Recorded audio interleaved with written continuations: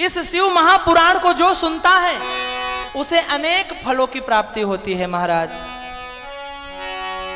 श्री सूत जी महाराज कहते हैं, राजसूयेन यत् पुण्य मग्नि नष्टो मशतेन च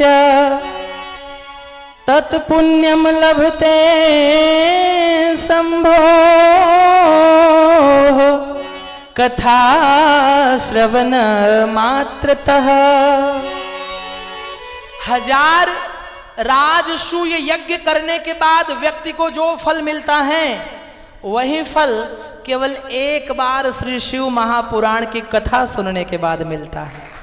तो समझो आप कितने भाग्यवान हो, आपने तो ना जाने कितनी बार शिव जी की कथा सुन रखी है। शिव जी की कथा सुनने का परिणाम, सुनने का फल हमें इस जन्म में तो मिलेगा ही मिलेगा, लेकिन इसका फल हमें अगले जन्म में भी मिलता है। जैसे LIC बीमा करने वाले होते हैं। निमकर भैया कहाँ गए? बीमा करने वाले मुन्ना भैया, वासुदेव काका, नवलकार बाबा, बीमा करने वाले इतना बढ़िया उदाहरण देते हैं, अब पत्नी तक को समझ में नहीं आता है कि ये सही कह रहे हैं कि गलत कह रहे हैं। इनकी बात माननी चाहिए कि नहीं माननी चाहिए? अच्छा, बीमा करने वाले आदमी को कम पकड़ते हैं, महिलाओं को ज्यादा पकड़ते हैं।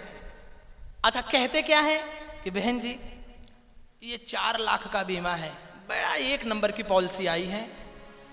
इस 4 लाख को आपको हर साल 40,000 रुपए भरना है, 10 साल भरना है, केवल आप ही का पैसा। 10 साल के बाद 4 लाख के बदले आपको 6 लाख मिलेगा, 2 लाख का फायदा हो रहा है। लेकिन अगर यह बीमा आप अपने पतिदेव के नाम से करा रही हैं या अपने ही नाम से करा रही हैं, भगवान ना करे कि कुछ ऐसा हो, हम ये नहीं करें कि कुछ ऐसा हो, पर खुशी तो उसी बात की है कि अगर कुछ हो जाता है बीच में तो 4 के बदले हमारी कंपनी आपको कितना देगी? 8 लाख देगी। इसी खुशी में हम लोग सोचते हैं कि चलो ये जाएंगे लेकिन 8 लाख तो लेकर आएंगे। हाँ? तो ये जीवन बीमा पॉलिसी वाले कहते हैं कि हमारी जीवन बीमा पॉलिसी जिंदगी के साथ तो है ही, लेकिन ये जिंदगी के बाद भी काम आएगी। उसी प्रकार शिव जी की भक्ति है, उसी प्रकार शिव जी की कथा है। शिव जी की कथा आप इस जन्म में सुन रहे हो, फायदा तो है ही, जीवन के साथ भी फायदा है, और जब उस लोक में जाओगे तो जीवन के बाद भी फायदा है महाराज। यह शिव भक्ति का महत्व है, यह शिव तत्व है, यह शिव की करुणा है, यह शिव की कृपा है, यह शिव जी की हम सभी के ऊपर अति कृपा है महाराज। अगर हम उनके चरणों से लग जाते हैं, अगर हम नियम पूर्वक पॉलिसी भरते हैं, सुबह प्रतिदिन नियम पूर्वक सोकर उठते हैं और भगवान महाकाल के मंदिर में जाकर, महाराज जी कहते हैं ना, 1 लोटा जल। लेकिन आप लोग मुझे एक बात बताओ, जब कर्मों में है गड़बड़ झाला तो कब तक बचाएगी रुद्राक्ष की माला? तो 1 लोटा जल तो चढ़ाओ, शंकर जी के ऊपर जल अर्पण करो, पर जल के साथ साथ अपने जीवन के विकारों का भी विसर्जन उनके ऊपर कर दो।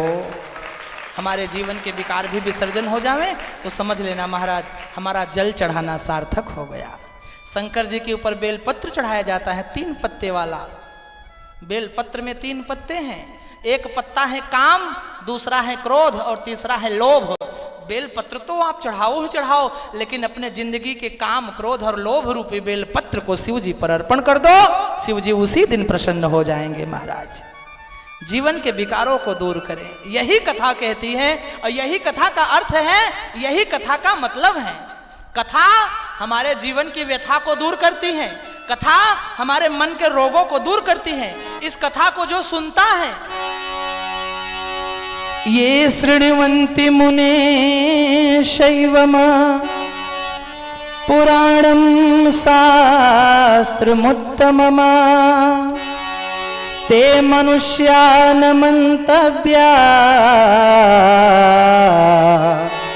रुद्रा एव न संशयः।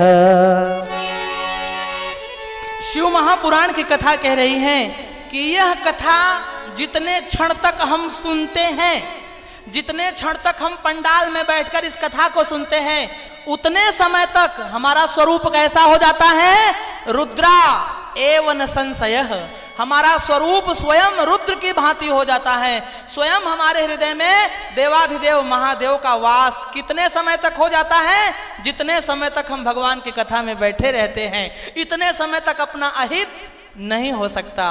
अच्छा, आप मुझे एक बात बताओ, आप अगर अपने घर में सब्जी को 2-4 दिन सुरक्षित रखना चाहते हो, भाजी को, तो कहाँ रखते हो? फ्रीजर में। फ्रीजर में भाजी रख देने से कम 5-6 दिन तक सुरक्षित रहता है कि नहीं? खराब नहीं होता, ताजा का ताजा बना रहता है, सुरक्षित रहता है।